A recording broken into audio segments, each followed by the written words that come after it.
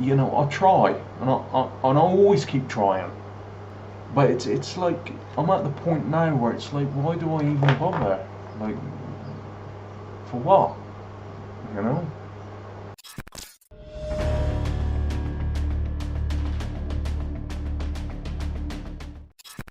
5 victims, the oldest 66, the youngest just 3 years old. I like to think sometimes, you know, I'm a Terminator or something. This is Jake Davison, a self-proclaimed incel who broadcast his hatred of himself, women, and the world online for all to see. Yet, in spite of this, and multiple violent encounters with strangers, he was given access to a gun. In 2021, he took that gun to the streets, causing the most deadly massacre by firearms that the United Kingdom had seen in over a decade. Several people have been killed and injured in what police are calling a serious firearms incident in Plymouth. Can't get over it. It just seems like a bad dream. The Shetland Islands are known as one of the most beautiful places in the United Kingdom. Remote and isolated with a population of just around 20,000 people, it's a safe, vibrant place to raise a family and sow some roots. In 1998, that's precisely what Maxine Davison intended to do on the lush, rocky coastline. She had grown up on the island and was incredibly fond of it. But soon, into her adulthood, the idyllic life she pictured had begun to crumble. Her husband, Mark Davison, was a local fisherman with a rather shadowy reputation. He was most known in the small community for allegedly being a drunkard who frequently got into bar fights. Regardless, Maxine fell head over heels for him. By the summer of 1998, she had already had twins with him and was pregnant with her son, whom she would name Jake Davison. But Jake would never know a life in a happy home with his brother, sister, and 2 parents, because before his birth, his mother grew tired of her toxic relationship with Mark. She allegedly felt he drank too much, partied too late, and spent too much of their money on frivolous things. Wanting a better life for herself and her son, she fled to Keam, located in the lush county of Devon. Her 2 twins, Zoe and Jake, remained on the island with their father, who had the means to support them. From the get-go, things were challenging for Maxine and Jake. As a single mother, she struggled to make ends meet, and the 2 settled into government-funded housing on Biddick Drive in Plymouth. Financially, they weren't in a good place, but they were safe, fed, and comfortable. As Jake grew, however, more problems arose. On their frequent trips back to the island to visit Maxine's parents and his father, they voiced their concerns about Jake's unusual behavior. He was prone to throwing tantrums, but they were nothing like the usual temper tantrums of a child. Nearly everything seemed to set him off into a rage, and he seemed to be overwhelmed at nearly all times. He took to hitting, screaming, and sobbing, and little his mother or anyone else did could comfort him. Maxine took her son to a specialist where he was diagnosed with autism before he started primary school. Maxine did her best to study what an autism diagnosis meant for her son and how she could help him flourish despite the challenges that came along with it. When Jake was 6, Maxine decided to enroll him at Mount Tamar, a school that focused on educating kids with autism spectrum disorder and other special needs. Ideally, it would have been an environment where someone like Jake could flourish, find his voice, and feel accepted. Unfortunately, that wasn't the case. Online, Jake went on to claim that he had never had real friends and that he felt entirely isolated and alone throughout his schooling experience. He was a quiet boy who struggled to socialize with others in spite of his environment. By the time he entered his teens and preteens, his mind was in a dark place. He was watching his classmates go to parties, form friendships, and perhaps most troubling, begin romantic relationships. Jake never had a girlfriend in high school, and he felt that he deserved one. At the very least, he wanted to have friends. So, Jake turned to the internet for comfort and understanding. But once he was there, he started to travel down dark rabbit holes. He clung to misogynistic communities that posted about how women only wanted money and the top 10% of men. Jake's frustration about not getting a girlfriend was only intensified by the echo chamber of misery and self-loathing that he found himself in. For the first time in years, he felt understood. Yet, at the same time, he was being rapidly radicalized by increasingly negative content. Often, he posted on Rate Me subreddits, asking for opinions on how to attract women and how to be more of a man. From the outside looking in, these posts are tragic. Objectively, Jake was a normal-looking guy. Some would even argue that he was attractive. Yet the comments on these forums tore him to bits. One of these posts, a video where he showed his face, teeth, and body, garnered dozens of responses. One person responded, "You're a fat, ugly disaster. Sorry, bro, but you ain't gonna get anything anytime soon until you drop the fat. Hit the gym and run and start eating healthily." What most people don't realize that you're ugly for several reasons. One is that you're fat. Two is because you lack normal amount of muscle due to the lack of weight training or exercise. It is so critical to do these things. Everyone could have the potential to be super attractive if they cut the shit out of their diet, take care of their skin, lose weight, and have essential weight training and cardio. These really aren't hard, and if you really are concerned with the way you look, then you should do these things. Honestly, if you have to ask if you're good looking, then you're not. Sometimes there's an exception, but you really are not good looking if you have to ask. Seriously, cut the shit, exercise, and take care of your damn skin. Know you will be good. Another person posted, 3 out of 10, considering you're fat. There are several instances of him posting and asking whether he's attractive or not beyond this, many of which have negative comments. In addition, he posted videos on his now deleted YouTube channel, Professor Waffles, where he posted content about his thoughts on society, women, and himself. The video you're about to see snippets from was posted just weeks before he orchestrated the deadly mass shooting. You know, I try, and I always keep trying. But it's like, I'm at the point now where it's like, why do I even bother? Like, for what? You know? I'm still in the same house, same situation, same position. Everything's still the same. For the most part, it's just been me against the world. It's just been me fighting an uphill battle with a big rock on my back, you know, while I'm seeing that don't deserve half of anything. Now they're getting a free ride to the top. The whole premise of the Terminator movies is that, you know, everything's rigged against you. There's no hope for humanity. You know, we're on the brink of extinction. You know, these machines are unstoppable, killing machines that can't be beaten, can't be outsmarted. But yet, humanity still tries to fight to the end. And I know it's a movie, but it's, you know, I like to think sometimes, you know, I'm a Terminator or something, and despite you know, reaching almost total system failure, he keeps trying to accomplish his mission, you know. In line with the rhetoric of the video he posted on his YouTube, he began to post in incel forums and forums for virgins, where he reportedly voiced his frustration that he hadn't lost his virginity or even talked to a girl in several years.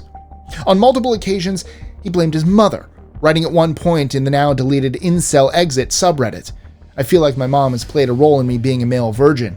Like, for example, all her female friends are much uglier than her because she's too insecure. That's just one small example of many, many negative traits. Truly a vile creature, and I mean this objectively. Don't get me wrong, I don't hate women because of her. I just feel she played a subconscious role in my inability to ask a girl out for her number, etc." It's worth noting that everyone who knew Maxine and Jake felt that she was a phenomenal mother to him. From the time he was a young boy, she put in as much effort as possible to support him, meet his needs, and get him the mental health assistance she felt he needed. Leading up to the mass shooting he masterminded, Maxine was vocal with law enforcement, friends, and the community about her desire to get Jake help.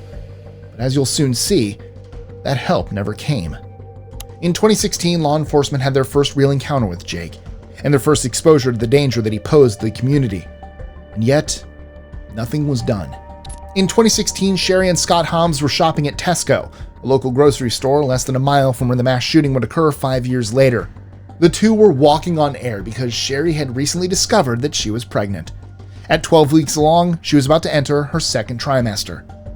But on that unusual shopping trip, something horrific happened. Scott heard a clatter and yelling behind him.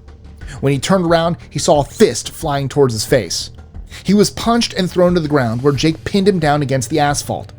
He claimed that Jake was using his weight to pin him down, making it impossible for him to fight back or do anything, as Jake pummeled him with his fists again and again and again. Neither Scott nor Sherry had any idea what had provoked the attack. Sherry was lying on the ground behind Scott as he was beat over and over by Jake. She was terrified, having landed hard on her stomach at such a fragile point in her pregnancy. Jake reportedly hit Scott between 15 and 20 times before Sherry managed to crawl into the Tesco and flag down security. At the sight of the guard coming to help, Jake ran to his push bike and rode off, leaving Scott bleeding on the pavement. Scott was badly hurt and could barely stand following the attack. He and Sherry rushed to the ER where they were treated, and fortunately, Sherry learned that their unborn child was okay. Law enforcement spoke to Scott at the hospital, but he claims they didn't take his case very seriously. The following day, Scott saw Jake again outside of Tesco. Jake reportedly approached him, motioning shooting him with a gun, and said, "I'm gonna get a gun on you." Scott quickly called law enforcement, who arrived and took Jake aside for questioning. Jake claimed that he had no role in beating Scott and that it must be a case of mistaken identity. To be sure, law enforcement looked at the cameras in the parking lot from the previous day. Unfortunately, the CCTV didn't cover the area where Jake beat Scott. Instead, it covered the bike rack, showing Jake walking from the scene of the crime to the bike. Still, law enforcement claimed that this wasn't enough evidence to arrest Jake or charge him with anything, especially since Jake was just 17 years old at the time. Scott and Sherry told the media that they caught Jake following them and glaring at them on more than one occasion. They allegedly saw him standing outside of their house more than once, and it was his behavior that was a main driving force in them moving to a different neighborhood in 2018, not long after the incident and the birth of their child. Jake's threat to get a gun may seem a bit absurd, considering he lives in a country with what many believe at the time were some of the strictest gun laws in the world. However, in 2017, Jake did just that. In June, he applied for a shotgun.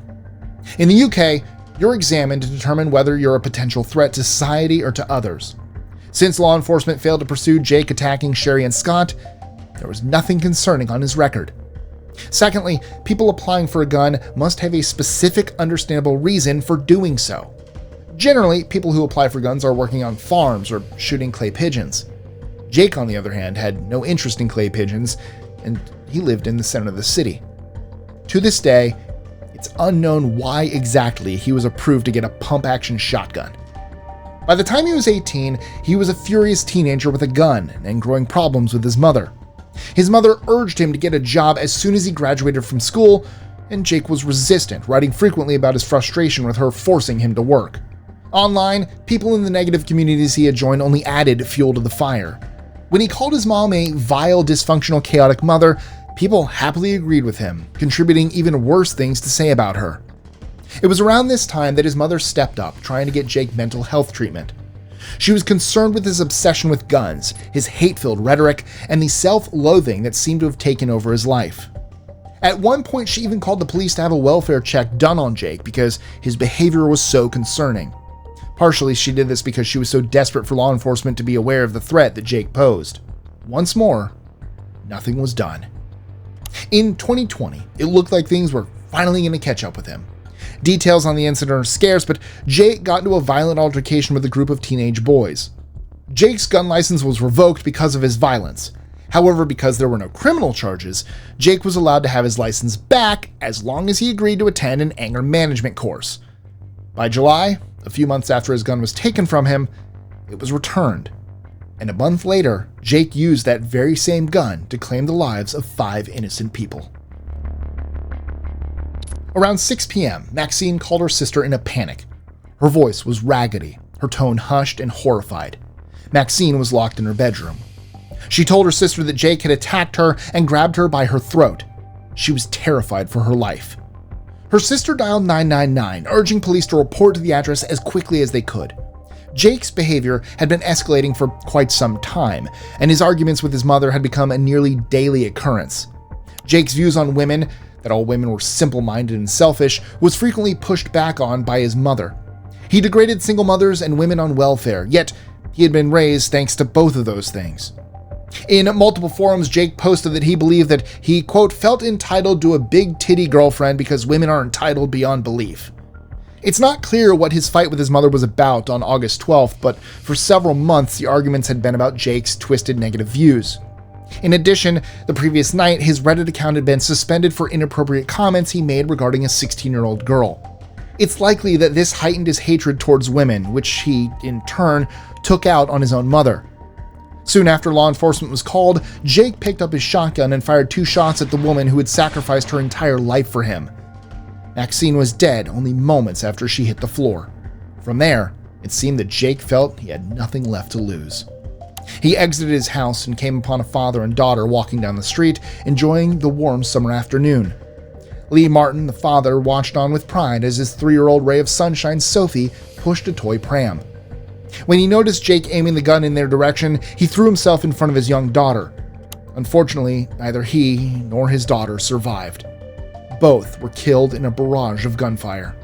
Jake continued on his rampage, shooting through a front window where he hit a 53-year-old woman and her 33-year-old son, who ducked for cover in the back of the house and frantically dialed law enforcement. In fact, by that point, nearly the entire street of the close-knit neighborhood had called the police, but they had yet to arrive. Jake continued on his path of violence. Upon reaching a park, he fired mercilessly at 59-year-old Stephen Washington, who was simply walking his dog. Footage captured Jake's journey along the peaceful street of Henderson Place. It was soon after this footage that he came upon 66-year-old Kate Shepard, who was standing in the doorway of a hair salon. As Kate lay on the pavement slowly bleeding out, Jake calmly walked away as if nothing had happened at all.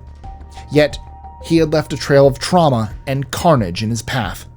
Kate's husband was expecting her home from work to visit with their newborn grandchildren. It was unlike her to not respond, so he walked toward her job to check on her. It was there that he discovered the horrific scene. Cops raced around and paramedics desperately tried to tend to his dying wife. Unfortunately, at the hospital, Kate was pronounced dead. As soon as Jake heard the police sirens, he turned his gun on himself and ended his life. Plymouth was in mourning and in total disbelief of what had happened. The community held several candlelight vigils for the victims. Out of tragedy, however, can come change. The Devon and Cornwall police who allowed Jake to get his firearm back were discovered to not have had any firearms training in 20 years. The 2 officers who allowed Jake to have possession of a gun were fired, and the regulations regarding gun ownership were changed. New guidelines forcing law enforcement to thoroughly investigate the social media profiles of potential gun owners before issuing them a license went into place in 2024.